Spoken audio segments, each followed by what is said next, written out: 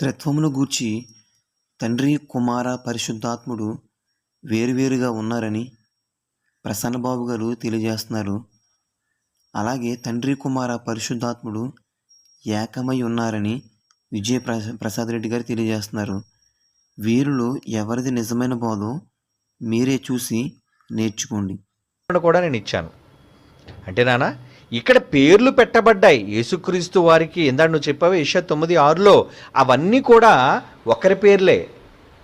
తండ్రి అనే పేరు ఆయనకు ఉంది, నిత్యుడగు తండ్రి అనే పేరు ఉంది, ఆలోచనకర్త అనే పేరు, సమాధానకు అధిపతి, ఇవన్నీ యేసు ప్రభువుకు ఉన్న అడిషనల్ నేమ్స్ అంటారు దాన్ని. అంటే అదనంగా ఆయనకు ఉన్న పేర్లు. ఏమండి, చాలామందికి 3, 4, 5 పేర్లు కూడా ఉంటాయండి. ఇప్పుడు ఒక పేరుతో ఉన్నవాళ్ళు కొద్దిమంది, చాలామందికి 2, 3 పేర్లు ఉంటాయి. ఏమంటే ఇప్పుడు ఎలాగైతే 2, 3 సిమ్ములు ఫోన్లు మెయింటైన్ చేస్తున్నారో అలా మనుషులందరికీ కూడా చాలా రకాలైన పేర్లు ఉన్నాయి. యేసు ప్రభువుకు అబ్బో చాలా పేర్లు ఉన్నాయి. ఏమండి, ఆ పేర్లన్నీ కూడా చెప్పబడుతున్నాయి నాన్న, అంతే. కానీ ఇక్కడ చెప్పింది యెహోవా లేదంటే తండ్రి అయిన దేవుడు, ఆయన కుమారుడైన యేసుక్రీస్తు వారు ఒక్కటే అనే పదం మాత్రం ఎక్కడా లేదు నాన్న. వాళ్ళు ముగ్గురు వేరు వేరు అని దానికి సంబంధించిన పాఠాలు సింహగర్జనలో ఉన్నాయి, లేదంటే థియాలజీ బుక్స్లో ఉంటుంది, నువ్వు చదువు. ఎందుకంటే చాలా పెద్ద సబ్జెక్ట్ అది. ముగ్గురు వేరు వేరు, తండ్రి వేరు, కుమారుడు వేరు, పరిశుద్ధాత్ముడు వేరు. వీరు ముగ్గురు వ్యక్తులుగా 3 శక్తులుగా విడివిడిగా ఉన్నారు అన్నది సత్యం. అయితే ముగ్గురిని పదప్రయోగంలో నామాన్ని ఉచ్చారించేటప్పుడు, అందుకే ఆ పాఠాన్ని నువ్వను. హైదరాబాద్లో నేను మాట్లాడిన మరి తండ్రి, కుమార, పరిశుద్ధాత్మ నామములు, యేసునామమా తండ్రి, కుమార, పరిశుద్ధాత్మ నామం అని యూట్యూబ్లో ఉంటుంది, అది చూడండి. అది నువ్వు వింటే ఎందుకు ఆ పేర్లతో యేసుక్రీస్తు వారిని పిలిచారు, ఈ పేర్లన్నీ తండ్రి కొన్న పేర్లు యేసుక్రీస్తు వారికి ఎందుకు ఉన్నాయి? ఏమంటే ఇప్పుడు గాంధీ అనగానే స్వతంత్రం తెచ్చిన గాంధీ అని అందరూ ఎలా అనుకుంటాం? చాలామంది గాంధీలు ఉన్నారు, చాలామంది నెహ్రూలు ఉన్నారు, ఏమంటే చాలామంది అప్పారావులు ఉన్నారు, చాలామంది సుబ్బారావులు ఉన్నారు. అయితే సుబ్బారావు అనగానే అందరు సుబ్బారావుని కలిపేస్తే ఎలా? ఏ సుబ్బారావు చూడాలి, ఏనానా? కనుక ఇక్కడ మాత్రం చాలా పేర్లు ఒక్కడికే ఉన్నాయి, చాలా పేర్లు ఒక్కడికే ఉన్నాయి. ఎవరైనా యేసుక్రీస్తు వారు అంటే ఆ పేర్లు అనగానే అక్కడ అర్థం ఏంటంటే ఆయన చేసే పనులే ఆయన క్రియలు నాన్న. తన ప్రజలను వారి పాపముల నుంచి ఆయనే రక్షించును అని ఇంత పెద్ద అర్థం రావడానికి ఒక పేరు పెట్టాడు. ఏంటా పేరు? ఇమ్మానుయేలు. అవునా? ఇమ్మానుయేలు అనే పేరుకి అర్థం ఏంటి? తన ప్రజలను వారి పాపముల నుంచి ఆయనే రక్షిస్తాడు.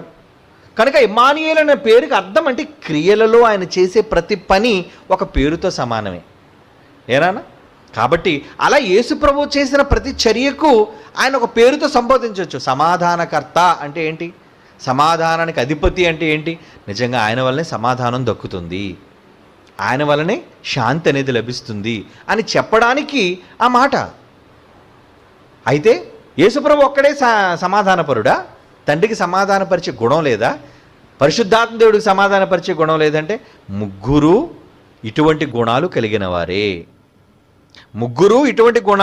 వారే. కాకపోతే వారిలో యేసుప్రభు వారిని గురించి ఎక్కువ ప్రస్తావించబడింది కాబట్టి ఈ పేర్లన్నీ కూడా ఆయనకి తండ్రే పెట్టుకున్నట్లుగా కనబడుతుంది. యెషయా గ్రంథం 9:6లో నువ్వు రాసిన మాట ప్రకారంగా ఆయన మనకు శిశువు పుట్టాడు, ఆయన కార్యక్రమాలన్నీ చేస్తాడు కనుక ఈ పేర్లన్నీ ఆయనకు ఉన్నాయి. ఈ పేర్లన్నిటికీ ఆయన అర్హుడు అని చెప్పడానికి మాత్రమే ఆ పదప్రయోగాలన్నీ జరిగాయి. కానీ తండ్రి, కుమారుడు ఒక్కడే మాత్రం దయచేసి కాదు. తండ్రి, కుమారుడు ఒక్కడు మాత్రం కాదు. తండ్రి వేరు, తండ్రి కనగా వచ్చిన కుమారుడు వేరు. మరి యెహోవాకు మార్గం సిద్ధపరచడే అని అన్నదే క్లుప్తంగా చెప్తున్నాను. యేసుక్రీస్తు వారు ఆయనకి యెహోవా అన్న పేరు కూడా ఉంది. అందుకే నిన్న పాఠం వినమన్నాను. యెహోవా అన్న పేరు యేసుక్రీస్తు వారికి ఉంది. ఏమండి, ఇప్పుడు నాకున్న నా తండ్రి పేరు నేను పెట్టుకుంటే తప్పేం కాదే. ఆ తండ్రి పేరు నాకుంది, ఆ తండ్రి పేరిటే నేను ఏదైనా చేస్తాను. అలాగే నా కొడుకు పేరు కూడా నా తండ్రి పేరే ఉంది వాడికి కూడా. కనుక ఒక పేరు, తండ్రి పేరు వంశపారంపర్యంగా పిల్లలకు రావడం అనేది, పెట్టుకోవడం అనేది తప్పు కాదు. నెహ్రూ ఉన్నారండి, ఇప్పుడు అంతవరకు ఎందుకంటే గాంధీ ఉందండి, అవునా? ఇందిరాగాంధీ, ఆడుకు పుట్టిన పిల్లలు, ఇందిరాగాంధీకి పుట్టిన పిల్లలు ఎవరు? సంజయ్ గాంధీ, రాజీవ్ గాంధీ, ఏమండి వాళ్ళు గాంధీలే. ఏమండి తర్వాత రాజీవ్ గాంధీ గారికి పిల్లలు పుట్టారు, వాళ్ళు అందులో ప్రియాంక గాంధీ, రాహుల్ గాంధీ.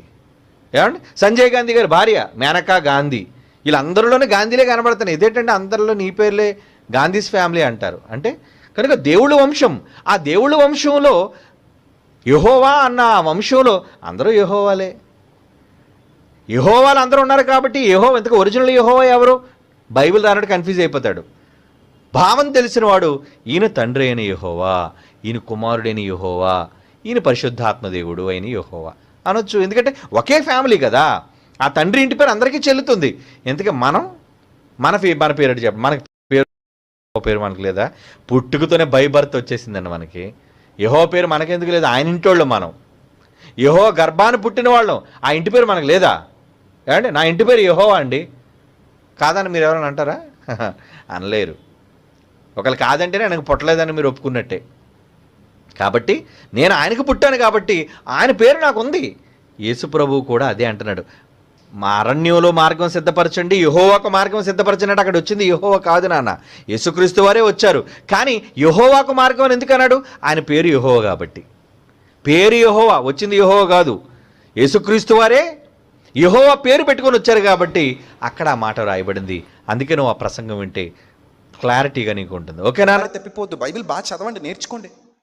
బైబిల్లో ఉన్నది ఉన్నట్టుగా బోధించాలి తప్ప లేనివి కలపడానికి కానీ చెరపడానికి కానీ మనకు అధికారం దేవుడు ఇవ్వలేదు. ఇందులో ఒకటి కలపడానికి వీల్లేదు, ఒకటి తీసేయడానికి వీల్లేదు. అంత ఖచ్చితత్వంతో ఉండాలి బైబిల్ దగ్గర. అర్థమవుతుందా? నెక్స్ట్ మరొక వచనం చూద్దాం. కొరింథీయులకు రాసిన మొదటి పత్రిక 8వ అధ్యాయము 6వ వచనం చూడండి.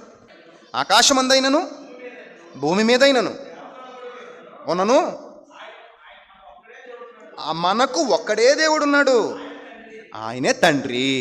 చూసారా? ఆయన నుండి ఏం కలిగిందట? సమస్తము కలిగెను. ఆయనే ఒక్కడే అన్న పదాన్ని గట్టిగా ఆలోచించండి. తండ్రులు ఎంతమంది అట? ఒక్కడే. కానీ ఈ మధ్యకాలంలో 2 యెహోవాలు, 3 యెహోవాలు, దౌర్భాగ్యపు బోధలు. మీరు అనుకోవచ్చు, అన్న మరి అలా బోధించేవాళ్ళు ఇది వరకు మీతో పాటు వేదికల మీద కనబడ్డారన్న, మీ ముందు ప్రసంగాలు ఇచ్చారన్న వాళ్ళకంటే అఫ్కోర్స్ ఇచ్చి ఉండొచ్చు, కానీ ఇప్పుడు ఇవ్వట్లేదు. సో మాకు గుర్తుపెట్టుకోండి, ఆ దుర్బోధన నేనే ఖండిస్తున్నాను. కాబట్టి అన్న ఇది వరకు మరి మీ సెమినార్లో పలానా వ్యక్తి కనబడ్డాడు, ఆయన 3 యెహోవాలు అంటున్నాడు, 2 యెహోవాలు అంటున్నాడు అంటే తీసి అవతల పడేయండి. నేనే చెప్తున్నాను కదా, అవకాశం ఇచ్చింది నేనే అయితే ఇప్పుడు నేనే చెప్తున్నాను అది తప్పు బోధ అని. కాబట్టి దాన్ని బట్టి మీరు డిసైడ్ అయిపోండి అంతే. అర్థమవుతుందా? దుర్బోధ. 2 యెహోవాలు 3 యెహోవాలు బైబిల్లో లేరు, తండ్రి ఒక్కడే. అర్థమైందా? ఇప్పుడు నల్లనివన్నీ నీళ్ళు కాదు, తెల్లనివన్నీ పాలు కాదు అన్నట్టు మనిషిని చూడగానే ఈ మనిషి మంచోడు, ఈ మనిషి చెడ్డోడు అని మనం చెప్పలేంగా. కొన్నాళ్ళకి తెలుస్తుంది ఈ మనిషి కరెక్ట్ కాదని. అప్పుడు ఆ మనిషిని మనం పక్కన పెడతాం. అదే మాదిరి ఇలాంటి దుర్బోధ ఏదైనా 3 యెహోవాలు, 2 ఆ దూతలు కూడా యెహోవాలే, ఆ దూతలు కూడా యెహోవాలు మనల్ని ఏదో చెప్పి ఇలా ఏదైనా సరే ఏది మలిచే ప్రయత్నం చేసినా మీరు జాగరూకులుగా ఉండండి, అట్టి వారికి దూరంగా ఉండండి. ఇక్కడ ఏమనుందో అదే నమ్మండి. ఏమనుంది అక్కడ? ఆకాశమందైనను భూమి మీదైనను దేవతలు అనబడినను మనకు ఒక్కడే దేవుడు ఉన్నాడు. తండ్రులు ఎంతమంది అట మనకి? ఒక్కడే తండ్రి, ఒక్కడే అన్న పదాన్ని గట్టిగా అర్థం చేసుకోండి. గ్రంథంలో అదే ఉంది. అది 2 తండ్రులు, 3 తండ్రులు, 4 తండ్రులు అంటే లేదు, అలా బైబిల్ చెప్పలేదు మనకి. ఒక్కడే దేవుడు ఉన్నాడు. నెక్స్ట్ ఆయన తండ్రి అయిన దేవుడు అన్నాడు ఆయన్నే. ఆయన తండ్రి. నెక్స్ట్ ఆయన నుండి సమస్తము కలిగెను, ఆయన నిమిత్తము మనం ఉన్నాము, మరియు మనకు ప్రభువు ఒక్కడే. చూడండి, 2 ప్రభువులు 3 ప్రభువులు అంటే 3 యేసుక్రీస్తులు 4 యేసుక్రీస్తులు లేరు మనకి. యేసుక్రీస్తు ఎంతమంది ఉన్నారట? ఒక్కడే క్రీస్తున్నాడు మనకి. తర్వాత ఆయన ద్వారాను సమస్తము కలిగెను, మనం ఆయన ద్వారా కలిగిన వారము. అయితే అందరి యందు ఈ జ్ఞానము లేదు అన్నాడు. కాబట్టి తండ్రి ఒక్కడే, కుమారుడు ఒక్కడే, పరిశుద్ధాత్ముడు ఒక్కడే. వారు వేరువేరుగా మనకు కనబడుతున్నారు. వేరువేరుగా ఉన్నప్పటికీ వారు అన్ని విషయములలో ఏకమై ఉన్నారు, అని ఏకత్వము కలిగి ఉన్నారు. ఇప్పుడు చూడండి, మనం అందరం ఒక్కటే అంటే మనం అందరం ఏమై ఉన్నాం? ఏకభావం కలిగి ఉన్నాం. అలాగే తండ్రి, కుమార, పరిశుద్ధాత్మ ఏకభావం కలిగి ఉన్నారు. కానీ కుమారుడికి తండ్రి సుప్రీం. ఆయన తండ్రికి లోబడతానని ఆయనే సాక్ష్యం ఇస్తున్నాడు. ఇంకా మరొక విచిత్రమైన సందర్భం ఉంది బైబిల్ గ్రంథంలో. ఒకసారి చూద్దాం. యోహాను సువార్త 12వ అధ్యాయము 48-49 వచనాలు ఒకసారి చదవండి. ఎంత విచిత్రంగా ఉందో ఇది నటన కాదు సుమా, వాస్తవం. ఏదో భూమి మీద ఉన్నాడు కాబట్టి, శరీరధారిగా ఉన్నాడు కాబట్టి అలా నటించాడని ఎవరైనా అంటే అది తప్పది. దావీదుకి ప్రభుకి తేడా లేనట్టే ఉంటుంది. ఇంకప్పుడు దావీదు నటించాడు, వాస్తవం. యేసుక్రీస్తు నటించలేదు, వాస్తవం. నా పాయింట్ మీరు క్యాచ్ చేయాలి. దావీదు వెర్రివాని వలె నటించాడు, వాస్తవం. యేసుక్రీస్తు ఏనాడు తన బ్రతుకులో నటించలేదు, వాస్తవం. ఆయన ఇక్కడ ఎలా ఉన్నాడో పరలోకంలోనూ అలాగే ఉన్నాడు, అక్కడ ఎలా ఉన్నాడో ఇక్కడ అలాగే ఉన్నాడు. తప్ప నటించాల్సినంత కర్మ నా ప్రభువుకి పట్టలేదు. ఇక్కడ ఒక పాయింట్ చూద్దాం. యోహాను సువార్త 12వ అధ్యాయము 48-49 వచనాలు జాగ్రత్తగా చూద్దాం. నన్ను నిరాకరించి నా మాటలను అంగీకరింపని వానికి తీర్పు తీర్చేవాడు ఒకడు కలడు. నేను చెప్పిన మాటయే అంత్యదిన ముందు వానికి తీర్పు తీర్చును. ఎలాగనగా నా అంతట నేనే మాట్లాడలేదు. Note this point, underline that word. నా అంతట నేనే మాట్లాడలేదు. మరి ఏంటట? ఎలా మాట్లాడేట ఆయన? నేను ఏమనవలెనో, ఏమి మాట్లాడవలెనో దానిని గూర్చి నన్ను పంపిన పరలోకపు తండ్రియే నాకు ఆజ్ఞ ఇచ్చి ఉన్నాడు. మరియు ఆయన ఆజ్ఞ నిత్యజీవమని నేను ఎరుగుదును కనుక నేను చెప్పు సంగతులను తండ్రి నాతో చెప్పిన ప్రకారము చెప్పుచున్నాను. నేను చేయు బోధ నాది కాదు, నన్ను పంపిన తండ్రిదే. నేనేం మాట్లాడాలో అది ఆయన ఏం చెప్పాడో అదే మాట్లాడుతున్నాను. నా అంతట నేను మాట్లాడలేదు. నేను నా తండ్రి యొద్ద వినిన సంగతులు ఈ లోకమునకు బోధిస్తున్నాను. అంటే నేను విన్నాను, నేను ఆయన దగ్గర నేర్చుకున్నాను, ఆయన ఏదైతే చెప్పాడో అదే చెప్తున్నాను అన్నారా యేసుక్రీస్తు? ఒకవేళ ఇది నటన అనుకోండి, రేపు పొద్దున మనం నిత్య జీవానికి వెళ్ళాక ప్రభు అదంతా నటనేనా ప్రభు అంటే నటనే నాయన, నాలో ఉన్నదే చెప్పా, కానీ అక్కడ అలాగ అనాలి కాబట్టి అలాగ అన్నాడు అనుకోండి, ఏమన్నా బాగుంటుంది అది? మాట మార్చితే సత్యం ఏమైపోద్ది? అసత్యం అయిపోద్ది. జస్ట్ మాట మార్చితే సత్యం ఏమైపోద్ది? అసత్యం అయిపోద్ది. ఆ బాటిల్ నేనే తీసా అక్కడ పెట్టా. నువ్వు వచ్చినప్పుడు ఆ బాటిల్ ఎవరు తీశారని అడిగితే నేను తీద్దాం అనుకున్నాను కానీ తీయలేదు, ఎవరు తీశారో నాకు తెలియదు అన్నాను. మొత్తం ఏమైపోయింది? అక్కడికి ఏమైపోయింది? మారిపోయింది, కథ మారిపోయింది. అంటే చిన్న తేడా మొత్తం మారిపోయింది. ఇప్పుడు యేసుప్రభు దయచేసి అలాంటి వాటికి దూరంగా ఉండండి. యేసుప్రభు ఎప్పుడూ కూడా నటుడు కాడు.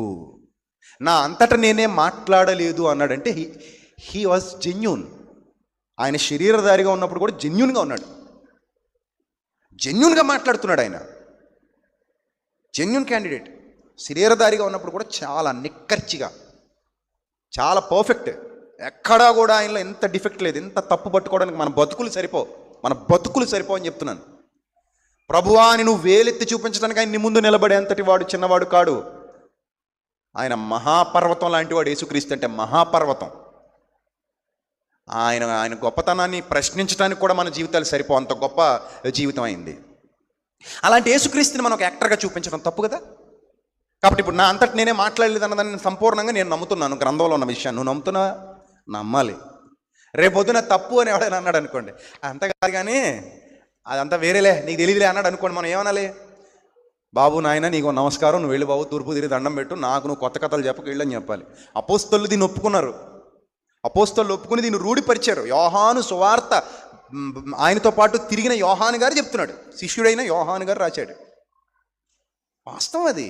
సో ఇక్కడ అయిపోయింది అనుకుంటున్నారా? ఇంకో స్టెప్ ఉంది ఇందులో, అక్కడికి తీసుకెళ్తాను మిమ్మల్ని. ఇప్పుడు చూడండి, అదే యోహాను సువార్త 16వ అధ్యాయం 12 నుంచి చదువుదాం. ఇప్పుడు 12వ అధ్యాయంలో చదివేశాం కదా, 12వ అధ్యాయం 48-49 చదివాం.